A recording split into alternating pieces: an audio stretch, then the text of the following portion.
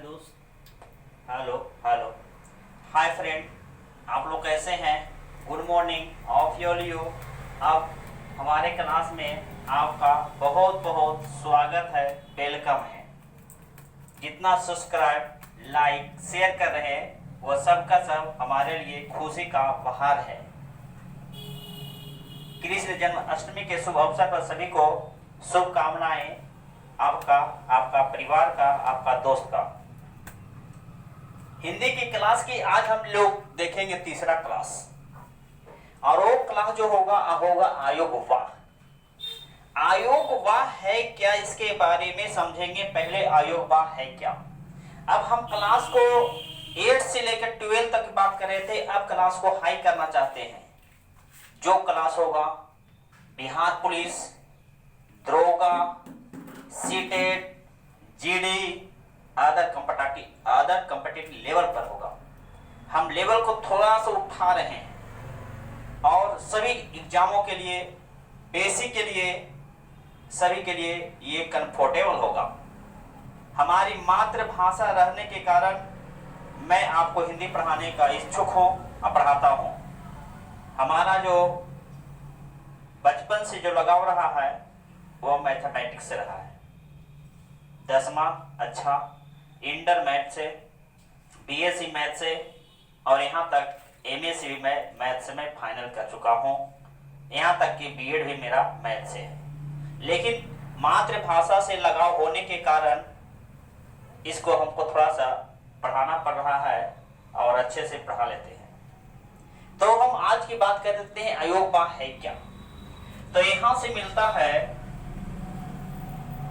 आयोग वाह। आयोग वाह, अब सुनना। आयोग वाह एक प्रतीक है, आयोग वाह एक सिंबल है, आयोग वाह एक चिन्ह है, आयोग वाह एक मार्क है। अर्थात कर सकते हैं क्या कि आयोग वाह एक चिन्ह है, एक मार्क है, एक आपका कहने का मतलब प्रतीक है, जो वर्णों के साथ प्रयोग किया जाता है, वर्णों के बिना नहीं किया जा सकता है। तो परिभाषा लिखते हैं, आयोग वाह, आयोग वाह एक प्रकार का चिन्ह, प्रतीक, और यहां से मार्क भी कर सकते हो, मार्क। आयोग वाह एक प्रकार का चिन्ह, प्रतीक, मार्क है जो वर्णों के साथ, जो वर्णों के साथ प्रयोग किया जाता है, किया जाता है, ये होता आयोग वाह। आयोग वाह में हम लोग जो एक आपका एग्जाम्पल लेते हैं, जैसे में, तो जैसे में हमको पढ़ाया गया था आपको अ, आ, यहां से आया था ए, ओ, ए, ओ, औ। और बात करते हैं दो की, तो दो की बात यहां होता है, एक होता है अंग और एक होता है अ। इसी पर तो हम चर्चा करेंगे। कुछ हमारे हिंदी के ग्रामिकल, हिंदी के लेखक इसको माना है कि ये व्यंजन है, लेकिन कुछ हमारे हिंदीकार, हिंदी में जितने भी राइटर, लेखक हुए, उसने मानता है नहीं, व्यंजन है, स्वर और व्यंजन दोनों है। चलो इसको आगे बढ़ाते हैं, होता क्या है। तो इसमें हमने एक देखा, एक वर्ण के पहले ऊपर और एक वर्ण के अंत में आपका बिंदु। एक बिंदु का भी नाम है इसका, ये बिंदु लगा हुआ तो कहीं ना कहीं इसका प्रतीक होगा, कुछ नाम होगा, इसका प्रतीक होगा, ये नाम होगा। तो बात करते हैं इसकी। तो ये पहला कंडीशन में आता है कि जिसके ऊपर एक बिंदु लगा रहे, जिसके ऊपर एक बिंदु लगा रहे तो उसे कहते हैं अनुसार। अनुसार इसी का कहता है अनुस्वार। जिस वर्ण के पहले ऊपर, जिस वर्ण के ऊपर, जिस वर्ण के ऊपर एक बिंदु लगा रहे तो उसे हम लोग कहते हैं अनुस्वार या तो अनुस्वार, अनुसार या अनुस्वार।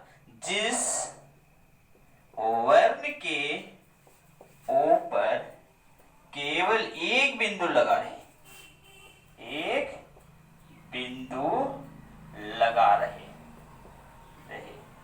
तो ये तुम्हारा होगा अनुस्वार। अब यहां से बात आता है कि वो होता क्या है, इसमें होता क्या है कि जैसे हम लिखे मयंक, इसमें एक बिंदु आ गया, अनुस्वार हो जाएगा। जैसे कहते हैं संविधान, एक बिंदु आ गया। जैसे कहते हैं संजय, एक बिंदु हो गया। जैसे कहते हैं आपका संदीप, ये हो गया।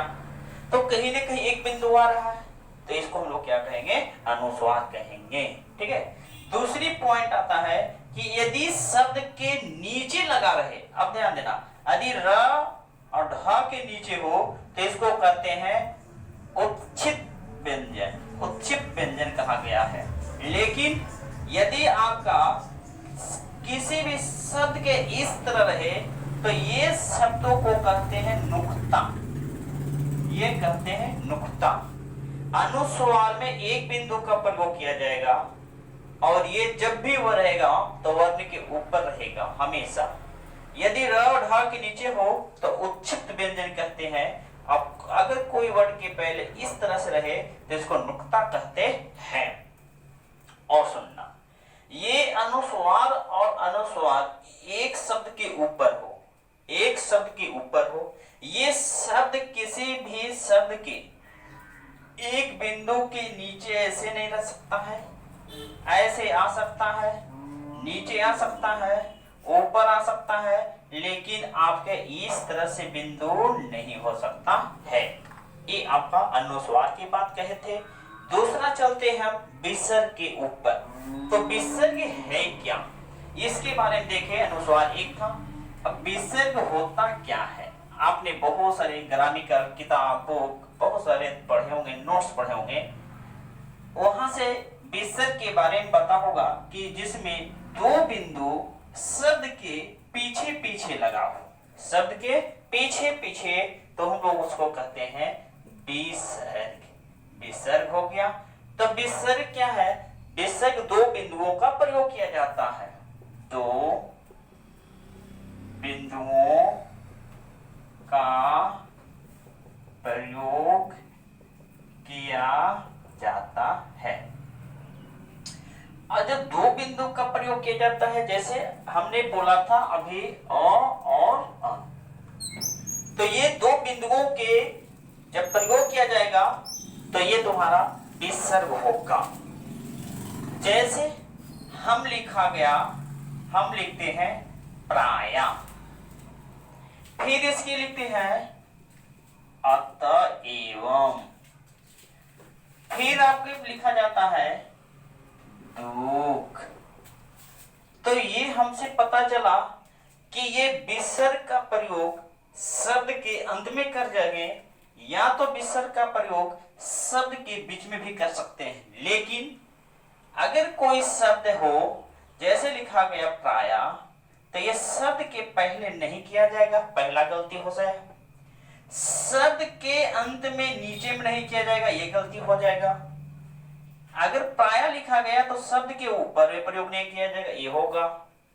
तो होगा क्या, तो होगा पहला कंडीशन कि शब्द के पीछे पीछे आएगा, शब्द के बीच में आएगा, शब्द के स्टार्टिंग में नहीं होगा, शब्द के नीचे नहीं होगा, शब्द के ऊपर में नहीं होगा। ये खासियत किसका है, तो विसर्ग का। विसर्ग का, विसर्ग में दो बिंदुओं का प्रयोग किया जाता है, जैसे कि आपको यहाँ पर लिखा दिया गया है। ये विसर्ग का प्रयोग किया गया था, जिसमें हम लोग विसर्ग देखे हैं। तो विसर्ग के बाद हम लोग चलते हैं, आपका एक आता है हलंत चिन्ह। वो भी हमारे चैप्टर में बहुत महत्वपूर्ण है। किसके, हलंत चिन्ह के बारे में। तो हलंत चिन्ह को एक नाम और बोलते हैं, जिसको कहते हैं हल चिन्ह। हल चिन्ह जिसको कहते हैं हल चिन्ह। हल चिन्ह को एक नाम और है जिसको कहते हैं हलंत। हलंत। तीसरी पॉइंट ही हो गया। तो तीसरी पॉइंट में होता है किसी शब्द के नीचे लगाया जाता हलंत, और जब हलंत लग जाता है तो वह जो वर्ण होता है शुद्ध व्यंजन होता है। क्या होता है? शुद्ध व्यंजन होता है। अब देखना, जब किसी भी, जैसे हम लिखे क, अब क के साथ हलंत लगा दिए तो इसके साथ कहीं न कहीं अ आया, तो जब क हो गया तो ये इसी को कहते हैं हल चिन्ह या तो हलंत, और ये जो होता है उसको कहते हैं शुद्ध व्यंजन। शुद्ध व्यंजन। तो इसका एग्जाम्पल क्या होगा? जैसे कहते हैं एवं, जैसे कहते हैं आपको द्वारा, जैसे कहते हैं मिट्टी, जैसे कहते हैं चट्टी, जैसे कहते हैं पट्टी, इटीसी इत्यादि कर देते हैं। ये तुम्हारा हलंत वाला चीज हो गया जो आयोवाह के एक कहीं न कहीं पार्ट है। चौथा प्रयोग किया जाता है, चौथा कहते हैं चंद्र बिंदु, जिसका प्रतीक ऊपर से होगा। तो चंद्र बिंदु में हम प्रयोग करेंगे किसका? ऊपर में ऐसे लिखकर एक ऊपर में बिंदु लगा देंगे तो उसे चंद्र बिंदु कहते हैं। ये भी कहीं न कहीं आयोवाह का कहीं न कहीं प्रतीक है, एक ऐसा चिन्ह है। तो इसकी एग्जांपल में लेते हैं, जैसे हम लिखे गांव, गांव का भी ये आपका क्या होगा? एक चंद्र बिंदु हो गया। जैसे लिखते हैं आंख, तो ये कहीं न कहीं चंद्र बिंदु हो गया। जैसे लिखते हैं अंधेरा, तो ये तुम्हारा चंद्र बिंदु हो गया। तो ये तुम्हारा लिखा गया गांव, आंख, ये लिखा गया तुम्हारा अंधेरा। तो कहीं न कहीं ये तुम्हारा जो वर्ड हुआ वो आपका चंद्र बिंदु हो गया और ये एक प्रतीक है। इसका भी प्रयोग जैसे गांव लिख लिए तो इसका प्रयोग आपका शब्द के पहले नहीं कर सकते हैं, गलत हो जाएगा। इसका प्रयोग शब्द के बगल में नहीं कर सकते हो, गलत होगा। शब्द के नीचे में नहीं कर सकते हो, ये गलत होगा। तो ये शब्द के हमेशा ऊपर ही होगा। उसी तरह से हलंत वाला मान लो, हलंत का प्रयोग आपका है तो नीचे में कर सकते हो, और हलंत हमेशा आपको राइट को दर्शाता है, ना कि लेफ्ट को। ये भी ध्यान देना, आपको देखा होगा ऐसे कभी नहीं, ये हलंत का प्रयोग नहीं किया जाता। जब भी इसका प्रयोग किया जाता है राइट में किया जाता है। हलंत का प्रयोग ऊपर में नहीं किया जाता है, हलंत का प्रयोग ऐसे नहीं किया जाएगा, हलंत का प्रयोग ऐसे नहीं किया जाएगा। तो आपका कहीं न कहीं राइट को दर्शाता है। ये हलंत और हर चीज का एक प्रतीक माना जाता है। तो हमने आयोवाह को भी देख लिए चैप्टर को, और यहाँ से हम समझाने की पूरी कोशिश की है। जो एसएससी में जीडी हो गया, दरोगा हो गया, बिहार पुलिस हो गया, सीटेट हो गया, ये एग्जाम के लिए आपका अवेलेबल है। और हमारे चैनल को सब्सक्राइब करिए, लाइक करिए, शेयर करिए। और कहा जाता है कि रब से मांगो 2 बूंद, रब से मांगो 2 बूंद, मिल गया तो ठीक है और नहीं मिला तो कहेंगे बेवफा है। तो यहाँ से अपनी वीडियो को अर्थात अपनी क्लास को समाप्त की ओर चलते हैं। जय हिंद, जय भारत, जय